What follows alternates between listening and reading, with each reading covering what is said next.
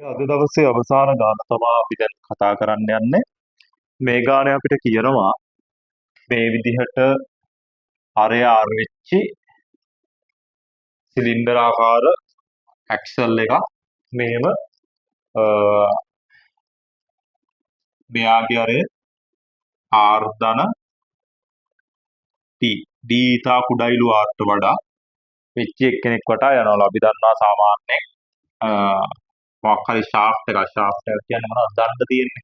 ඔය දණ්ඩක අගේ මිලිමීටර සෙන්ටිමීටර 5යි නම් ඒක අපි දන්නවනේ ඔය GV ඔයාලට කිව්වට ඒක තේරෙනවද දන්නේ නැහැ. අපි ඔය ඇක්සල් එක එහෙම සාමාන්‍ය සිදුරු තුරින් යවනවනේ. මේ විදිහට සිදුරු තුරින් යවනවා. මෙයාගේ අගේ 5 සෙන්ටිමීටර නම් මෙයාගේ 5 සෙන්ටිමීටර වෙලා බෑ මේක ඇතුළට යන්නේ. මෙයාගේ 4.9ක් වෙලත් බෑ. මෙයාගේ එහෙනම් අනිවාර්යෙන්ම සිදුර 5.01 සෙන්ටිමීටර වගේ වෙන්න ඕන. හරි.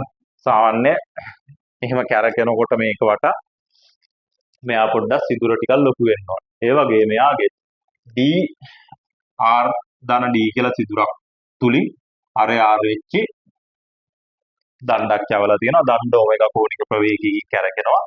මේකට මේ දුෂ්ටාවිතා සංගුණ ගස් සහිත ද්‍රවයක් දාලා තියෙනවා. දුෂ්ටාවි ද්‍රවයක්. ඒක මෙහෙම කැරකෙනකොට මේ දණ්ඩ මත ඇතිවන දුෂ්ටාවි බලය මොකක්ද කියලා තමයි අහන්නේ. හරි. අපි බලමු. ඔයිට කලින් මම කතාවක් කියන්නම්. මේ විදිහේ තහඩුවක් අපි තියලා හරිද? මේ තහඩුව අපි දන්නවා දුෂ්ටාවි තරලයක් උඩ මෙහෙම තියලා තියෙනවා. නිශ්චලතාවයේ පාවෙන්න තියෙනවා. දැන් කවුරු හරි කෙනෙක් හරිද? මෙන්න මේ තරලයට F බලයක් දුන්නාම හරිද? කවුරු හරි කෙනෙක් මේ තරලයට F බලයක් දුන්නාම මේ තරලය මෙහෙම වෙනකොට තරලයට නෙමෙයි මේක අපි හිතන්නකො ප්ලාස්ටික් කෑල්ලක් කියලා. මෙන්න මේ ප්ලාස්ටික් කෑල්ලට F බලයක් දුන්නාම මේ ප්ලාස්ටික් කෑල්ලට ස්පර්ශ වෙලා තියෙන ජල ස්තර වලට වේගයක් එනවා. ප්ලාස්ටික් කෑල්ලට වැඩියම ස්පර්ශ වෙලා තියෙන ජල ස්තරය වේගයෙන් යන්න ගන්නවා. හරිද? ඊට පස්සේ පල්ලෙහාම ජල ස්තරය නිශ්චලතාවයේ තියෙනවා. දැන් මෙයා D ගැඹුරක් නම් මේ D ගැඹුරෙන් තියෙන එක්කෙනාගේ ජලාංශු ගමන් කරන්නේ නැහැ සාමාන්‍යයෙන්.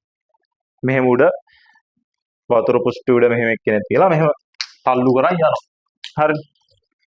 එහෙම ඇදගෙන යනකොට වෙන කතාවක් තමයි කියන්නේ. එතකොට මෙහෙම ගියාපුවාම ඕන කෙනෙක්ට තේරෙනවා වෙන්න මේ ප්ලාස්ටික් තහඩුවට ස්පර්ශ වෙලා තියෙන ජල ස්තරය තහඩුවත් එක්කම වේගෙන් ඇදීගෙන යනවා. හරිද? එයාට එතකොට මොකද්ද? B කියලා ප්‍රවේගයක් සාමාන්‍ය මේ ගමන් කරන ප්‍රවේගයම මෙයාටත් එතකොට ස්පර්ශ වෙලා තියෙන ජල ස්තරයට නේ ප්ලාස්ටික් එක ස්පර්ශ වෙලා තියෙන ජල ස්තරයට මේ තහඩුව යන වේගෙම තියෙන්න ඕන. එහෙම ගත්තාම අපි දන්නවා තහඩුව ඉස්සරහට මූව් වෙනකොට ජලයෙන් දුෂ්ටාවි බලයක් ඇති කරනවා තහඩුව මත. ওই දුෂ්ටාවි බලය අපිට F නම් F ගන්න පුළුවන් කොහොමද? මෙයාගේ වේගය v පතුලෙම වේගය බිඳුවයි. එහෙනම් වීරින බිඳුව බෙදීම ප්‍රවේග වෙනස d ගැඹුර d ඔන්න ඔය d ට මෙයා අනුලෝමව සමානුපාතිකයි. හරිනේ. ගැඹුර වැඩි වෙන්න ඇතිවන බලය අඩු වෙනවා දුෂ්ටාවි බලය. හරිනේ. තේරෙනවනේ දැන් ওই බෝට්ටුවක් එහෙම ගත්තාම ප්‍රායෝගික වෙන්නකො මෙහෙම බෝට්ටුවක් එහෙම මෙහෙම යනකොට මේ බෝට්ටුවට ස්පර්ශ වෙලා තියෙන ජල ස්තරයත් බෝට්ටුවත් එක්ක ඒ වේගයෙන් යනවා. එතකොට බෝට්ටුව මත චලිත දිශාවට විරුද්ධව මොකද්ද? තරලය මගින් දුෂ්ටාවි බල ඇති වෙනවා. හැබැයි බෝට්ටුව යන්නේ ලොකු ගැඹුරු මුහුදේ. එහෙම නැත්නම් ගැඹුරු විල්වල. එතකොට d ඊටා විශාල නිසා දුෂ්ටාවි බල නොගෙන හැකි තරම් කුඩයි. අපි හුඟක් ගණන් වල කියනවා දුෂ්ටාවි බල නොගෙන හැකි තරම් කුඩයි කියලා. ඒ හේතුව තමයි සාමාන්‍ය ගැඹුර වැඩි වෙන්න මුහුදේ වගේ නම් ওই දුෂ්ටාවි බල නොගෙන හැකි තරම් කුඩයි. එහෙනම් ඔන්න ඔය යන ප්‍රවේගයේ පළවෙනි ස්තරයේ ප්‍රවේගයේ v පතුලේ ප්‍රවේගයේ බිඳුවයි. එතකොට ප්‍රවේගයේ මේ විදිහට තමයි ඇති වෙන්නේ. නම් මෙහා යන ප්‍රවේග වෙනස කියන්නේ ඇත්තටම v දින බිඳුව කියන්නේ v-මනේ. තහඩුව යන ප්‍රවේගයේ බෙදීම ජල ස්තරයේ උස ජලයේ ගැඹුර d-ට අනුලෝම සමානුපාතිකයි. ඊට අමතරව ද්‍රවය මත රඳා පවතින ද්‍රවයේ දෘෂ්ටාවිතා සංගුණයකට අනුලෝම සමානුපාතිකයි. ඒ වගේම වර්ගඵලයටත් අනුලෝම සමානුපාතිකයි. ඒ කියන්නේ වතුරත් එක්ක ස්පර්ශලා තියෙන වර්ගඵලයට. කුඩා බෝට්ටුවක් නම් ගැටිලා තියෙන වර්ගඵලය අඩුයි වතුරත් එක්ක දෘෂ්ටාවිතා බල අඩුයි. විශාල බෝට්ටුවක් නම් ගැටිලා තියෙන වර්ගඵලය වැඩි වතුරත් එක්ක. නැව් වගේ නම් ලොකු වර්ගඵලයක් ලොකු බෝට්ටු නම් ලොකු වර්ගඵලයක් වතුරත් එක්ක ස්පර්ශ වෙනවා. එහෙම ලොකු වර්ගඵලයක් ස්පර්ශලා තියෙනවා නම් වතුරත් එක්ක එතකොට වතුරත් එක්ක ගැටෙන වර්ගඵලය වැඩි. ඒ කියන්නේ දෘෂ්ටාවිතා බලත් වැඩි. ඔන්න ඔය තුන් දෙනාම ගත්තාම මට කියන්න පුළුවන් F සමානයි දෘෂ්ටාවිතා සංගුණකය v බෙදීම d වතාවක් a කියලා. ඔන්න ඔය විදිහට වෙනවා. හරි. දැන් ඕක අපි මෙන්න මේකට යොදා ගන්න ඕනේ. එහෙනම් F සමානයි ඊට දෘෂ්ටාවිතා සංගුණකය වතාවක් v. v කියන්නේ දැන් මෙන්න මෙතන තියෙන්නේ නේ. 3D ව හිතන්න. හරිද?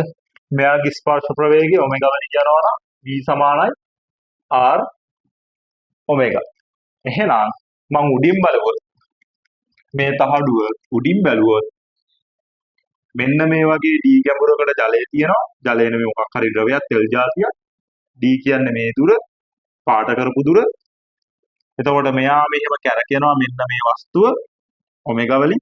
නම් මේ කැරකෙන ස්පර්ශයේ ප්‍රවේගය මට ගන්න පුළුවන් v සමානයි r ඔමෙගා. එහෙනම් ජලයට පේනවා මෙයා r ඔමෙගා කියලා ප්‍රවේගයකින් යනවා. එහෙනම් ඊට ඔකේ ප්‍රවේගය r වතාවක් ඔමෙගා. ඊළඟට එයාගේ ගැඹුර දැන් මෙහෙම මේ තමයි බදුන මේක සිලින්ඩරේ මෙහෙම කැරකෙනකොට සිලින්ඩරයට ප්‍රවේශ ද්‍රවයේ ඝනකම මෙන්න මේ ඝනකම d නේ. එතකොට මේ ස්තරයේ බිඳුවයි ප්‍රවේගය මේ ස්තරයේ r ඔමෙගා. හරිනේ. සිලින්ඩරයට ස්පර්ශ වෙලා තියෙන ස්තරයේ r ඔමෙගා ප්‍රවේගය බාහිර ස්තරය නැත්තම් මෙයාට ස්පර්ශ වෙලා තියෙන මේ ස්තරයේ ප්‍රවේගය බිඳුවයි. හරිනේ. දැන් අපිට එතනින් කියන්න පුළුවන් ප්‍රවේග වෙනස r ඔමෙගා ඍණ බිඳුව r ඔමෙගාමයි බෙදීම d. ද්‍රවයේ ගැඹුර සිලින්ඩරයට පේනවා d ඝනකමකින් තියෙනවා කියලා. මේ ඉස්සරහෙන් බැලුවොත් මේක තමයි සිලින්ඩරේ මේ විදිහට අර කුහරේ තියෙනවා. එතකොට ඝනකම මෙයා මෙහෙම කැරකෙනකොට ඝනකම එන්නේ d කියලා. හරි. වතාවක් වර්ගඵලය. වර්ගඵලය කියන්නේ මේ ද්‍රවය ස්පර්ශ වෙලා තියෙනවා මේ සම්පූර්ණ වර්ගඵලය මතනේ සිලින්ඩරේ. එහෙනම් මේ උස h ගුණ කිරීම සිලින්ඩරයක වර්ගඵලය 2 phi r 2 phi r h කියලා වර්ගඵලයක් මෙයා ස්පර්ශලා තියෙනවා මේ පෘෂ්ඨේ. මේ කෑල්ලම වර්ගඵලය වටේටම ස්පර්ශලා තියෙනවා. එතකොට මෙන්න මේ සිලින්ඩරයේ වර්ගඵලය මෙන්න මේ කෑල්ලේ වර්ගඵලය තමයි. හරි. ඔන්න ඔගෙන් අපිට F වෙනවා දෘෂ්ටාවිතා බලය. තේරුණා නේද? මේව ගත්තොත් මෙන්න මෙහෙම තිබ්බහම ස්පර්ශලා තියෙන වර්ගඵලය කියන්නේ මේ අතින් අල්ලලා තියෙන වර්ගඵලය. හරි. ද්‍රවයත් එක්ක ස්පර්ශ වර්ගඵලය. එහෙනම් F සමානයි ඊට වතාවක් r ඔමෙගා වතාවක්